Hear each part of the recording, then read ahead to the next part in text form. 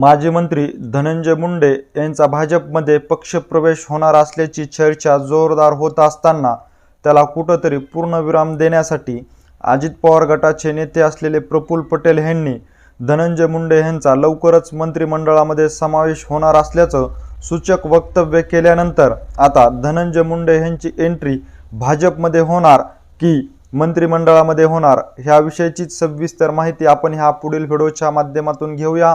तर नमस्कार मंडळी, बीड जिल्ह्याचे संपूर्ण राजकारण ज्यांच्या भोवती चालायचे असे धनंजय मुंडे, परंतु आज घडीला पाहिलं तर धनंजय मुंडे जे आहेत ते परळीपुरतेच राजकारणात मर्यादित राहत असल्याचं पाहण्यास मिळत आहे। धनंजय मुंडे यांच्यावर कृषी मंत्रिपदाच्या कार्यकाळामध्ये झालेले आरोप, याचबरोबर संतोष देशमुख हत्या प्रकरणामुळे धनंजय मुंडे यांच्यावर त्यांच्या सहकार्याकडून केलेले आरोप, यामुळे धनंजय मुंडे यांना मंत्रिपदाचा राजीनामा देखील द्यावा लागला आहे। कणखर नेतृत्व असलेले धनंजय मुंडे यांना या आरोपामुळे आपल्या मंत्रिपदाचा राजीनामा देऊन राजकारणापासून कुठेतरी अलिप्त राहण्याची वेळ येऊन ठेपल्याचं आपल्याला पाहण्यास मिळालेलं आहे।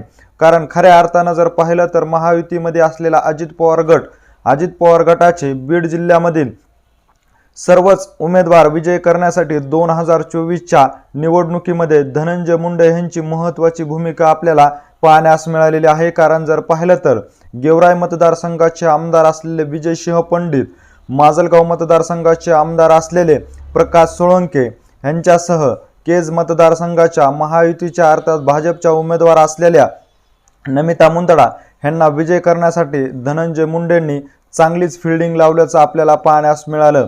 धनंजय मुंडे यांनी घेतलेल्या जाहीर सभामुळे अजित पवार गटाचे गेवराई आणि माजलगाव मतदारसंघाचे जातीय समीकरणामध्ये अडकलेले हे दोन्ही मतदारसंघातून उमेदवार जे आहेत ते विजय करून आणण्यामध्ये धनंजय मुंडे यांना खूप मोठं यश आल्याचं आपल्याला पाहण्यास मिळालेलं आहे।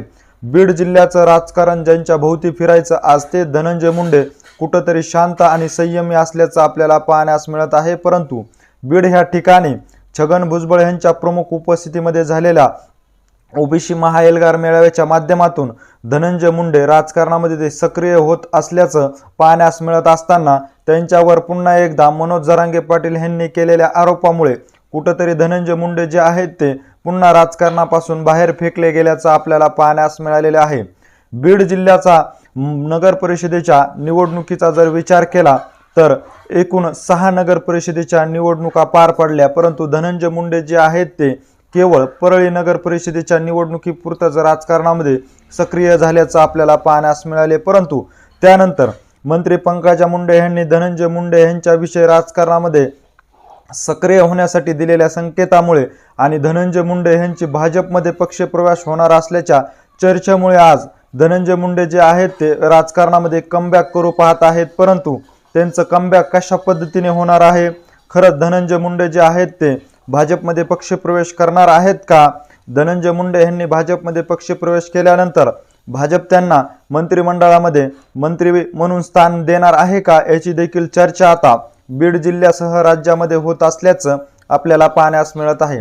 अजित पवार गटाचे प्रमुख नेते म्हणून धनंजय मुंडे यांच्याकडे पाहिलं जात आहे, परंतु अजित पवार जे आहेत ते बीड जिल्ह्याच्या दौऱ्यावर आल्याच्या नंतर धनंजय मुंडे जे आहेत ते नेहमीच त्यांच्या दौऱ्याला दांडी मारत असल्याचं आपल्याला पाहण्यास मिळालेलं आहे। त्यामुळे धनंजय मुंडे जे आहेत ते अजित पवार गटासह अजित पवार यांच्यावर नाराज असल्याचं देखील बोललं जात आहे। कारण जर पाहिलं तर अजित पवार यांच्या प्रमुख उपस्थितीमध्ये बीड या ठिकाणी कार्यक्रम पार पडला। ह्या कार्यक्रमासाठी धनंजय मुंडे आहेत ते अनुपस्थिती असल्याचं आपल्याला पाहण्यास मिळालेलं आहे। सर्वांनाच वाटत होतं की अजित पवार यांच्या विकासाच्या कामासाठी धनंजय मुंडे जे आहेत ते उपस्थिती दर्शवितील, परंतु ह्या कार्यक्रमामध्ये काहीच वेगळंच चित्र आपल्याला पाहण्यास मिळालं। ह्या कार्यक्रमामध्ये धनंजय मुंडेंच्या अनुपस्थितीमध्ये बजरंग सोनवणे व शरद पवार गटाचे आमदार असलेले संदीप क्षीरसागर यांची उपस्थिती अजितदादाबरोबर आपल्याला पाहण्यास मिळाली। त्यामुळे कुठंतरी आणखी धनंजय मुंडे यांच्यावर प्रेम करणाऱ्या मतदारामधून अजित पवार गटाविषयीची नाराजी उद्भवत असल्याचं पाहण्यास मिळालेलं आहे। त्यामुळे लवकरच भाजपमध्ये धनंजय मुंडे यांनी पक्षप्रवेश करावा अशी मागणी देखील आता कार्यकर्त्यासह मतदारातून केली जात आहे।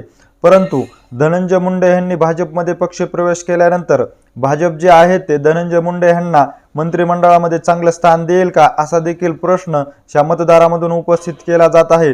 तर दुसरीकडे पाहिलं तर धनंजय मुंडे अजित पवार गटाला सोडून गेले तर अजित पवार गटाला बीड जिल्ह्यातच नव्हे तर राज्यामध्ये खूप मोठा फटका बसू शकतं, असं देखील बोललं जात आहे। त्यामुळे अजित पवार गटाचे प्रमुख नेते असलेले प्रफुल्ल पटेल यांनी एका कार्यक्रमाच्या मुलाखतीमध्ये बोलताना सांगितलं आहे की लवकरच आम्ही धनंजय मुंडे यांना मंत्रिमंडळामध्ये स्थान देऊ, असं सूचक वक्तव्य केल्यानंतर आता धनंजय मुंडे यांचं कमबॅक जे आहे ते भाजपमध्ये होणार आहे का मंत्रिमंडळामध्ये होणार आहे, याची चर्चा देखील आता बीड जिल्ह्यासह राज्यामध्ये जोरदार होत असल्याचं पाहण्यास मिळत आहे।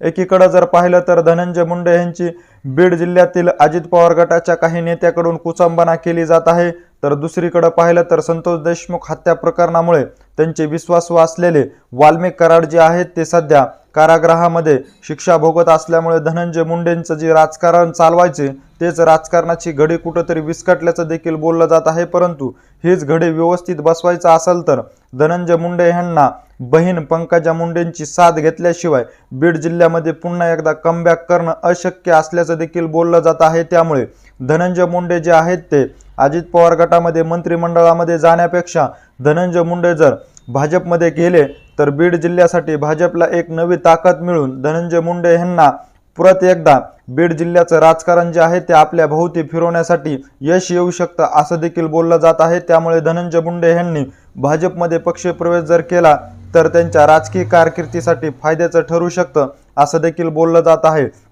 त्यामुळे धनंजय मुंडे यांनी भाजपचे अमित शाह यांची भेट घेतलेली आहे। याचबरोबर बीड जिल्ह्यामध्ये कार्यक्रमानिमित्त आलेले देवेंद्र फडणवीस यांची देखील भेट घेऊन त्यांच्याबरोबर मुंबईला हेलिकॉप्टरमध्ये बसून गेल्याची देखील आपल्याला पाहण्यास मिळालेलं आहे। त्यामुळे कुठंतरी धनंजय मुंडे जे आहेत ते भाजपमध्ये पक्षप्रवेश करण्यासाठी उत्सुक असल्याचं देखील या गाठी भेटीतून देखील आपल्याला पाहण्यास मिळत आहे। तर दुसरीकडे जर पाहिलं तर धनंजय मुंडे यांनी भाजपमध्ये जाऊ नये, भाजपमध्ये धनंजय मुंडे गेले तर आपल्या पक्षासह बीड जिल्ह्यामध्ये किती मोठा फटका आपल्याला बसू शकतोय ह्याची सर्वस्व माहिती जी आहे ते अजित पवार गटाचे प्रमुख नेते असलेले प्रफुल्ल पटेल यांना माहिती असल्यामुळे प्रफुल्ल पटेल यांनी धनंजय मुंडे यांना लवकरच मंत्रिमंडळामध्ये आम्ही समावेश करून घेऊ असं सूचक वक्तव्य जरी केलं असलं तरी मात्र धनंजय मुंडे यांनी भाजपमध्ये पक्षप्रवेश करू नये या अनुषंगानेच तर हे सूचक वक्तव्य केलं नाही ना, असं देखील बोललं जात आहे।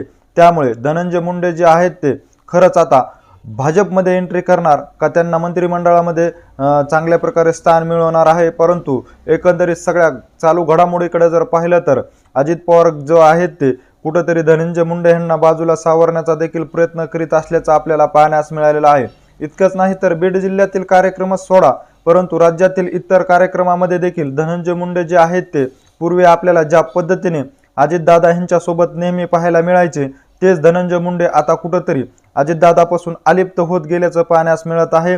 खरं जर पाहिलं तर धनंजय मुंडे हे अजितदादापासून अलिप्त गेलेले नाही, तर अजितदादांनी धनंजय मुंडे यांना आपल्या राजकीय कारकिर्दीसाठी बाजूला केला असल्याचं देखील चर्चा होत आहे। त्यामुळे धनंजय मुंडे यांनी अजित पवार गटामध्ये मंत्रिमंडळामध्ये जाण्यापेक्षा भाजपमध्ये पक्षप्रवेश करून दोन्ही बहीण भाऊ एकत्र जर आले तर नक्कीच येऊ घातलेल्या स्थानिक स्वराज्याच्या निवडणुकीमध्ये भाजपची जी ताकद आहे ती बीड जिल्ह्यासह राज्यामध्ये वाढल्याशिवाय राहणार नाही, असं देखील बोललं जात आहे। त्यामुळे धनंजय मुंडे जे आहेत ते भाजपमध्येच पक्षप्रवेश करणार असल्याचं निश्चित होत असल्याचं सूत्रांकडून माहिती मिळत आहे। कुठंतरी धनंजय मुंडे यांनी भाजपमध्ये पक्षप्रवेश करू नये या अनुषंगानेच प्रफुल्ल पटेल यांनी मंत्रिमंडळामध्ये धनंजय मुंडे यांना समावेश करून घेऊ असं सूचक वक्तव्य केलेलं आहे। खरंच एकंदरीत ह्या सर्व घडामोडीविषयी नेमकं तुम्हाला काय वाटतंय हे आम्हाला आमच्या कमेंट बॉक्समध्ये नक्की कळवा। अशीच माहिती जर तुम्हाला वेळोवेळी जाणून घ्यायची असेल आणि तुम्ही अजूनही आमच्या चॅनलला जर सबस्क्राईब केलं नसेल तर नक्की सबस्क्राईब करा। धन्यवाद।